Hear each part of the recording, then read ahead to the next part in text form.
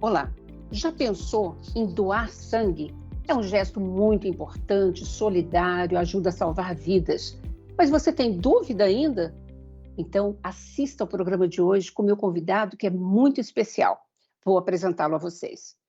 Dr. Fábio Lima Lino. Ele é hematologista, mestre em medicina pela Unifesp e é o diretor do Banco de Sangue do Hospital do Servidor Público Estadual de São Paulo.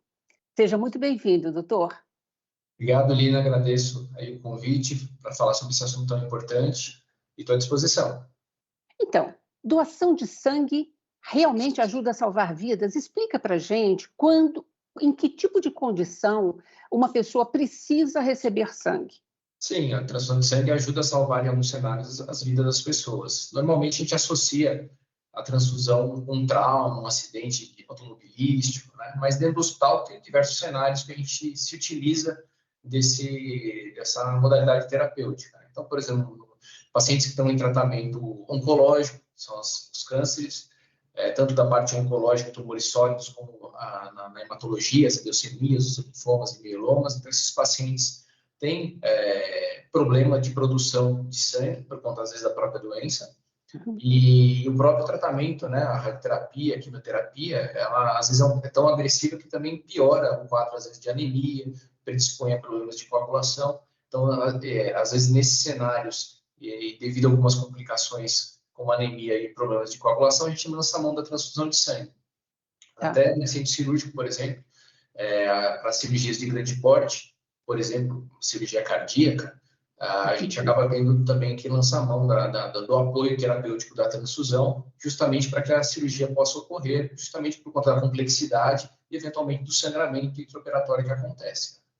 Perfeito. Agora, em geral, nós temos um número muito menor, né, de sangue doado do que o necessário. Explica isso para a gente. Ao longo do ano, a gente tem períodos que a gente chama de críticos em relação à doação, mas, de forma geral, a gente tem, vou dar o exemplo da estatística da OMS, né? A OMS preconiza que em torno de, na média, 1,5% da população seja doadora de sangue, de 1 a 3%, em média 1,5%, para que a gente não tenha dificuldades de estoque. Tá? A população brasileira doa sangue em torno de 1,5%, 1,6%, estatística do governo federal. Né? Então, como a gente está ali batendo na trave, está bem na média, então, em alguns momentos do ano, onde tem diminuição de procura de doação, a gente acaba tendo, eventualmente, desabastecimento. E nós temos vários tipos de sangue, A, B, O. Em geral, vocês procuram doadores ou precisam de doadores mais específicos de um desses tipos?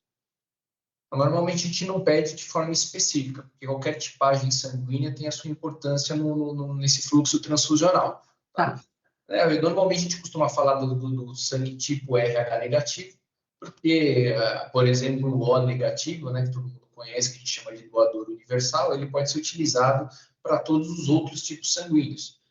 Por isso do nome de doador universal. Né? Então, ele é importante do ponto de vista de atendimento para nós do serviço hemoterápico, mas, por outro lado, a gente tem uma frequência menor na população.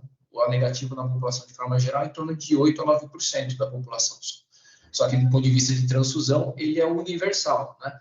Então, por isso que ele tem tanta importância, só que pouca gente tem, 9% só da população. Então, às vezes, a gente clama mais por esses tipos sanguíneos RH negativo, até porque tem importância maior para nós, mas, do ponto de vista transfusional, todos os tipos sanguíneos são importantes, e aí, de forma geral, em campanhas, a gente não estabelece necessidade de um ou outro tipo.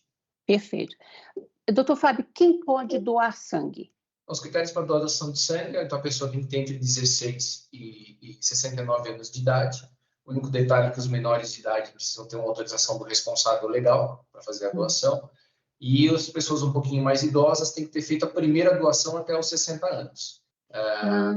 Fora isso, acima de 50 quilos, tá de forma geral em bom estado de saúde, portar um documento oficial com foto, né, e não estar de jejum, vir alimentado, uma refeição leve. Horas antes, a pessoa precisa fazer uma refeição leve, evitar gorduras e tal, para poder doar?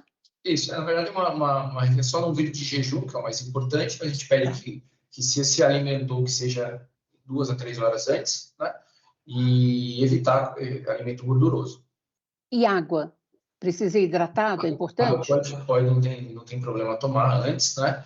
E a gente até faz isso depois da doação também, que a gente oferece, então, aquele lanchinho e um suco, uma água pós-doação, justamente para ajudar na recuperação pós-doação. Agora, bebida alcoólica. A pessoa foi numa festa 2 dias antes e ela pode doar? Qual que é essa relação? A bebida alcoólica a gente pede que tenha um intervalo mínimo de 12 horas da ingestão, né? Tá. Então, se bebeu a mais de 12 horas, não teria problema a doação. E quem não pode doar, tem algumas condições que o senhor pode esclarecer para a gente? Então, de forma geral, tem muitas doenças ou uns outros problemas, ou algum medicamento que impede doação de sangue. De forma geral, quem é proibido de doar sangue, de forma mais simples, quem já teve hepatite após os 11 anos de idade, tá? Uhum. Não é um bloqueio, às vezes é um bloqueio temporário, mas quem tem algum problema de saúde, ele vai passar por uma triagem clínica, que a gente fala, uma entrevista, né? E se eventualmente você está tomando algum remédio ou tem algum problema de saúde, aí nessa entrevista a gente vai poder orientar melhor, né? Mas não teria problema doar sangue tendo um antecedente de alguma doença, tá? Mas de forma geral, bom estado de saúde, mas quem não pode doar, acho que é a sua pergunta, né? Hepatite, quem fez tatuagem de forma recente, entre 6 e 12 meses, vai ser avaliado, né? Piercing também é uma coisa que bloqueia entre 6 e 12 meses, a depender do lugar que foi feito o piercing, ou local que foi colocado o piercing. Procedimentos endoscópicos, né? Uma endoscopia, uma colonoscopia, que às vezes é comum de ser feito hoje em dia, também bloqueia por 6 meses. Acho que basicamente os critérios gerais, ou um resfriado, uma gripe, por 7 dias após a cura, até 7 dias após a cura não pode doar, né? Justamente para evitar que essas doenças infecciosas agora de inverno, né? O Covid, gripe, então tem que estar curado, né? E de preferência 7 a 10 dias pós-cura já pode doar. Basicamente, acho que é isso de forma geral do que acontece mais no nosso dia a dia, né? Eu ia perguntar isso, quem teve Covid ou teve febre amarela, enfim, se poderia doar depois de um período. Isso, o Covid, a gente pede que depois da cura, uma semana, cai na mesma história dos resfriados comuns, né? Então, resfriado comum, uma semana após a cura. Se eventualmente a coisa complicou, precisou tomar antibiótico, infecção virobacteriana, a gente pede que 15 dias, 14, 2 semaninhas pós-cura, né? A febre amarela já é uma doença um pouquinho mais grave, bloqueia por 6 meses após a cura. E nesse momento também, muitas pessoas acabam tomando vacina. Eu acabei de tomar vacina para influenza. Eu posso doar? A vacina da influenza, que é a vacina da gripe, bloqueia só por 48 horas. Então, depois de 2 dias da aplicação, se tiver tudo bem, não há problema de doar. Em geral, isso funciona para todo tipo de vacina? Então, depende. Aí a vacina da Covid são 7 dias após a aplicação, tá? E algumas vacinas com vírus vivo atenuado, que a gente fala, né? Vacina de sarampo, aí são 4 semanas. Mas normalmente nessa época que é Covid e gripe 48 horas, da Covid 7 dias. Em termos criança, mesmo numa necessidade, ou uma pessoa acima de 69 anos, por que essas faixas etárias são excluídas de doação? Na verdade, a gente segue as regras do Ministério da Saúde, né? Então, são normas, legislação referente ao serviço hemoterápico. A definição, criança, acho que não doou, porque criança, na verdade, a gente não faz o volume, como uma das regras é pesar acima de 50 quilos, né? Porque isso tem implicância na bolsa que é coletada, porque tem um anticoagulante da bolsa, ele tem que ter uma proporção correta, por isso a história dos 50 quilos, né? Então, qualquer pessoa acima de 50 quilos, em tese, poderia doar. Mas, por regra do Ministério da Saúde, a faixa definida hoje é entre 16 e 69 anos. Antigamente, até o bloqueio era menos, a população, por exemplo, está envelhecendo. Então, antigamente, agora não vou me lembrar exatamente qual era a idade, mas, se não me engano, era até 60 anos mesmo, a legislação anterior à vigente, né?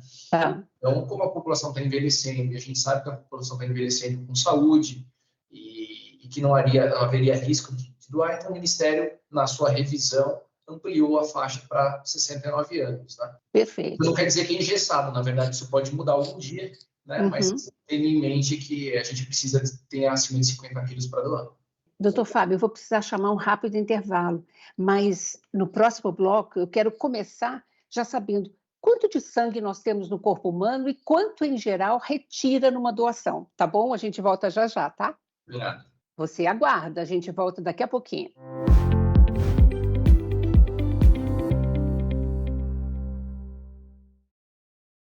A Câmara Municipal de São Paulo é uma instituição que valoriza a memória política da cidade. Aqui a gente faz isso por meio do programa Vossa Excelência Memória, que está no ar desde 2021. A cidade que é boa para quem tem deficiência, ela é melhor para todo cidadão. Todos que chegaram aqui têm voto, né?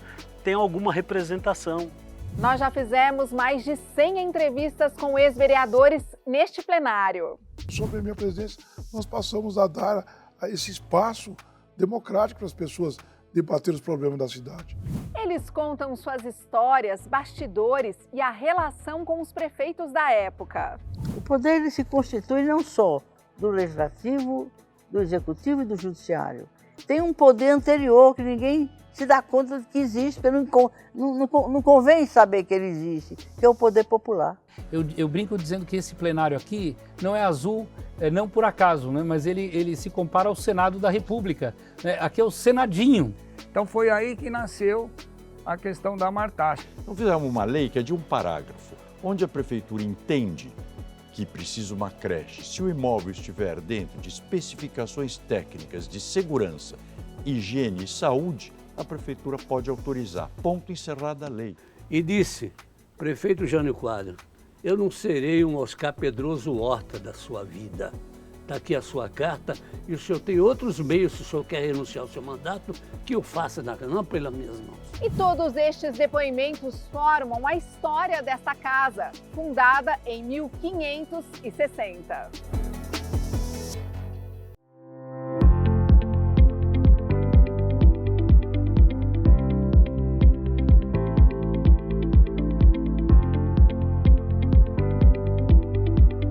Voltamos, hoje conversando sobre doação de sangue, esclarecendo dúvidas com o especialista Dr. Fábio Lima Lino. Dr. Fábio, vamos continuar então a nossa conversa, já pegando esse gancho do primeiro bloco. Quanto de sangue, em geral, nós temos no corpo humano e quanto é que vocês retiram numa doação? Bom, de forma geral, homem e mulher, eu vou falar, a gente tem em torno de 4,5 a 5 litros de sangue circulando nas nossas veias, né? Uhum. E a doação de sangue a gente retira 450 ml. É o volume que a gente tira. E este sangue, esses 450 ml, ele é todo aproveitado? Sim, ele é todo aproveitado. A gente costuma dizer que uma doação, quando o doador vem né, fazer a sua doação, a bolsa que a gente coleta, a gente chama de sangue total. Tá? Então, essa bolsa de sangue total ela vai passar por um processamento, um fracionamento, que a gente chama, e vai dividir esse sangue total em hemocomponentes. Tá? Então, uma bolsa de sangue total gera até 4 hemocomponentes. Então, o sangue, né, o pessoal tem noção que ele tem aquela parte vermelha e a parte amarela do sangue, né, quando a gente coleta a amostra. E a parte vermelha, que são as hemácias, então ela se transforma em concentrado de hemácias, que é um tipo de hemocomponente que vai ser utilizado no tratamento das anemias. E a parte amarelinha do sangue, que é o plasma, a gente divide ou subdivide ele em até 3 componentes. Né? E esses 3 componentes que são utilizados de forma geral para tratamento de problema de coagulação. Então, como eu te falei no início, uma bolsa de sangue total vai ser transformada em até 4 componentes diferentes, ou seja, uma pessoa que está doando seu sangue pode ajudar até 4 pacientes diferentes. Nossa, que coisa boa, que notícia boa. Isso. Agora, tem algumas dúvidas que beiram a questão do mito que eu queria que o senhor esclarecesse para a gente. Nós recebemos perguntas do tipo, puxa vida, se eu dou o sangue uma vez, eu vou fabricar muito mais sangue o tempo todo, eu vou ter que ser um doador frequente. É mito ou é fato? Esse é um dos mitos. Tá? Então, quando a gente faz a doação de sangue, o que a gente repõe no pós-doação é a quantidade que foi perdida, pura e simplesmente, né? Então, a gente vai ter uma reposição rápida do volume em 24 horas e a hemácia, que é a parte vermelha do sangue, vai ser produzida ao longo de dias, de semanas, né? A reposição. Até por isso que a gente tem um intervalo lá das doações de 2 meses para homem e 3 meses para mulher, né? Mas, enfim, a produção é só para repor o que foi perdido, entre aspas, né? Uhum. E isso não obriga a pessoa a ser doadora frequente por conta disso. É seguro hoje em dia doar a doação de sangue? Sim, é seguro. Esse é um outro mito que acontece, essa pessoa tem medo de doar por risco de pegar alguma doença ou por ter algum problema durante a doação, né? Uhum. Então, todo o material utilizado na doação de sangue, ele é estéril, ele é de uso único, tá? E descartável. Então, não tem risco nenhum de se contaminar ou pegar qualquer tipo de doença durante a doação, tá? Eventualmente, às vezes a pessoa que veio doar teve um mal-estar, um pequeno mal-estar por conta da doação, mas aí a gente tem, né, médicos, enfermeiros aqui para fazer o atendimento se eventualmente isso acontecer, que é uma coisa bem rara. Uhum. Outro mito. A pessoa que doa sangue baixa a imunidade, fica fraquinha, enfraquece depois e pega qualquer doença. Não, também isso é outro mito. Na verdade, não melhora ou não piora a imunidade, né? Isso não tem correlação. Na verdade, o que a gente pede no pós-doação é que a pessoa evite atividades ou físicas, né? Atividades que demandem muito o físico da pessoa, justamente porque retirou 450 ml de sangue. Mas isso não interfere do ponto de vista de imunidade, tá? Você não vai ter risco maior de pegar uma infecção, uma gripe, porque você doou sangue. Uma pessoa que nunca doou e quer doar a primeira vez, como é que ela faz? Aí, por exemplo, no Hospital do Servidor Público Estadual de São Paulo. Na verdade, ela só precisa comparecer aqui no serviço. A gente funciona de segunda a sábado. Ao longo da semana, o horário é das 9 às 16 horas e nos sábados, das 8 às 16 horas. Tá? E os critérios, como a gente já comentou, né? Além de estar com boa saúde, pesar acima de 50 quilos, trazer um documento oficial com foto, não precisa agendar, só comparecer, né? E a doação, como você está falando, é uma doação espontânea, né? Então, ela não vai direcionar isso para nenhum paciente de forma espontânea, né? O doador voluntário.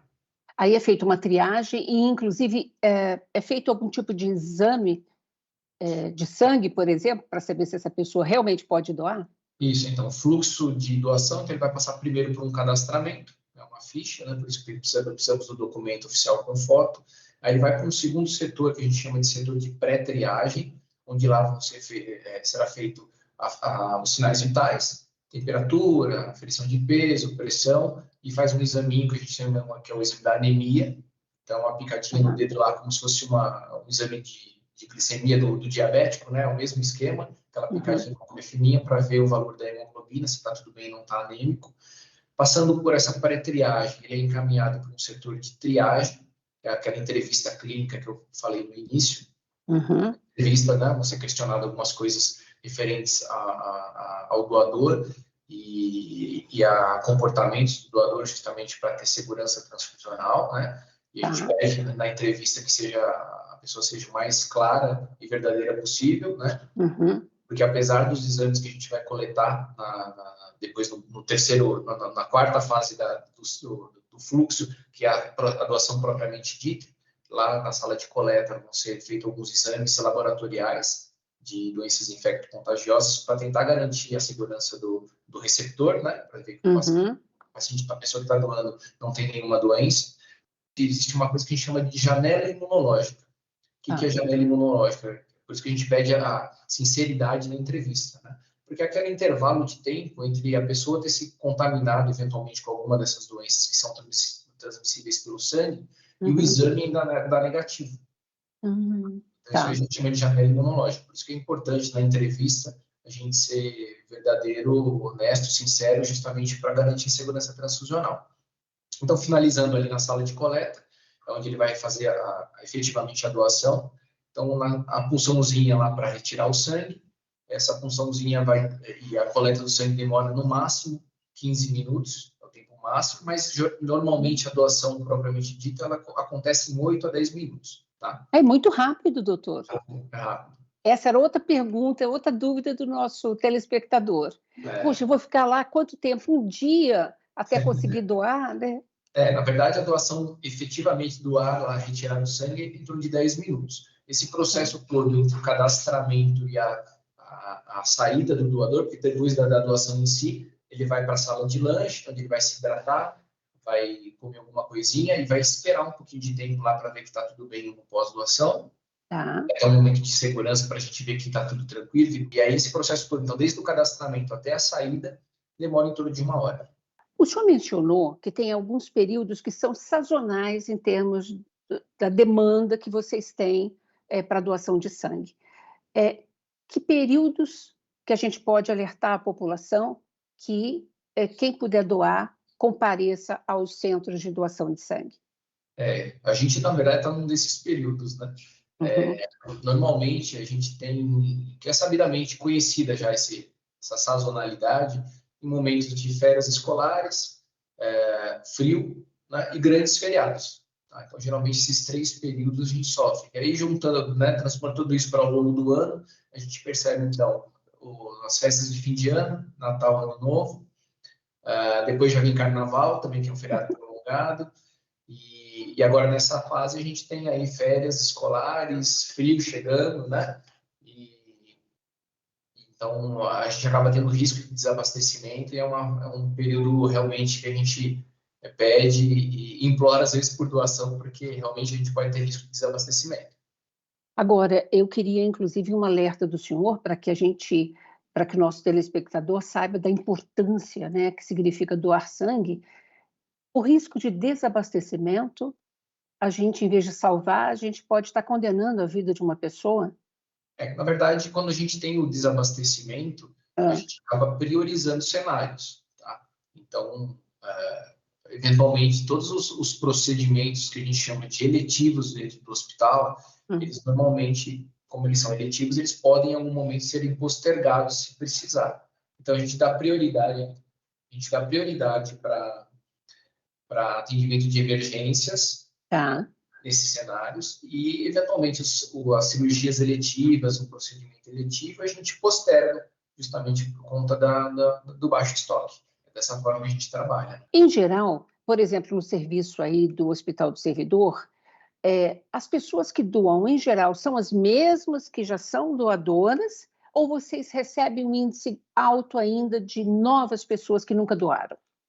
Não, aqui é diversificado, né? Então, a gente tem realmente, como Hospital do Servidor, então, grande parte, até para a ajuda dos pacientes que estão internados, os familiares e amigos comparecem, né? Mas o que a gente tenta sempre é fidelizar novos doadores, independente se tem direito ou não ao Hospital do Servidor, justamente para a gente manter ou diminuir o risco desses desabastecimentos, né? Então, a doação voluntária é muito importante. A gente eventualmente doa para alguém que a gente conhece, isso aí é plenamente aceitável, né?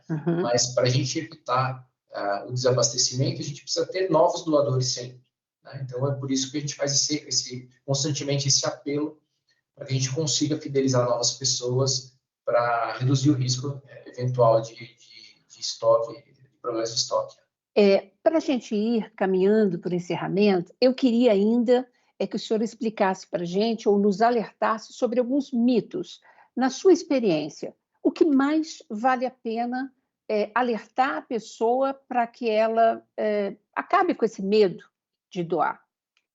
Acho que boa parte a gente já comentou, mas, enfim, reforço que a doação de sangue é segura, tá? Não tem nenhum risco você doar sangue de se contaminar ou ter algum problema com o processo da doação de sangue, tá? Então, isso é super importante falar. A doação de sangue não engorda, não emagrece, a doação não baixa ou aumenta a imunidade, e a doação de sangue não te obriga a doar para sempre se eventualmente você não gostou do procedimento, né? Então, acho que esses mitos são os mais importantes para a gente derrubá-los, né? Justamente para a gente conseguir novos doadores. Não é obrigado a doar sempre, não muda, né? Na verdade, não vai afetar seu organismo, né? Como eu falei anteriormente, tudo que é retirado, esses 450 ml de sangue que são retirados, eles são repostos em 24 horas a parte de volume, né? E as hemácias ao longo aí de semanas, tá? Isso não vai interferir no seu dia a dia de trabalho, não vai interferir na sua saúde, tá? mas por outro lado vai ser super importante para a saúde de alguém. Tem uma dúvida final aqui que nos encaminharam, que é assim, na questão da mulher, a mulher mais jovem, adulta, ela pode doar mesmo nos períodos menstruais, por exemplo? E a mulher na menopausa, ela pode doar normalmente também? Sim, então, começando pelas mulheres jovens que estão no período fértil, não tem problema doar sangue, mesmo no período fértil, na menstruação. Enfim, o único detalhe é que a gente vai ter que ver se a menstruação não afeta, porque assim, normalmente, às vezes, as mulheres têm algum problema menstrual e que isso pode predispor uma anemia, e aí, naquela pré-triagem, a gente faz o teste da anemia, a gente vai avaliar se teria algum problema ou não. Mas, enfim, a menstruação em si não bloqueia a doação. Só se eventualmente tiver uma complicação de menstruação de volume exagerado e que isso esteja já levando a pessoa até uma anemia. E com anemia a gente não pode doar, porque a gente vai retirar o sangue. Né? Então, o bloqueio seria anemia, eventualmente, se é o caso dela. A menstruação por si só não. E nas mulheres já menopausadas, não tem problema nenhum, também pode doar sangue normalmente. Na questão do sexo masculino, alguma restrição ou alguma recomendação? Também não. Na verdade, assim, a recomendação, pensando na diferença de homem e mulher, é só o tempo de doação. Homens podem doar a cada 2 meses, mas no máximo 4 doações anuais.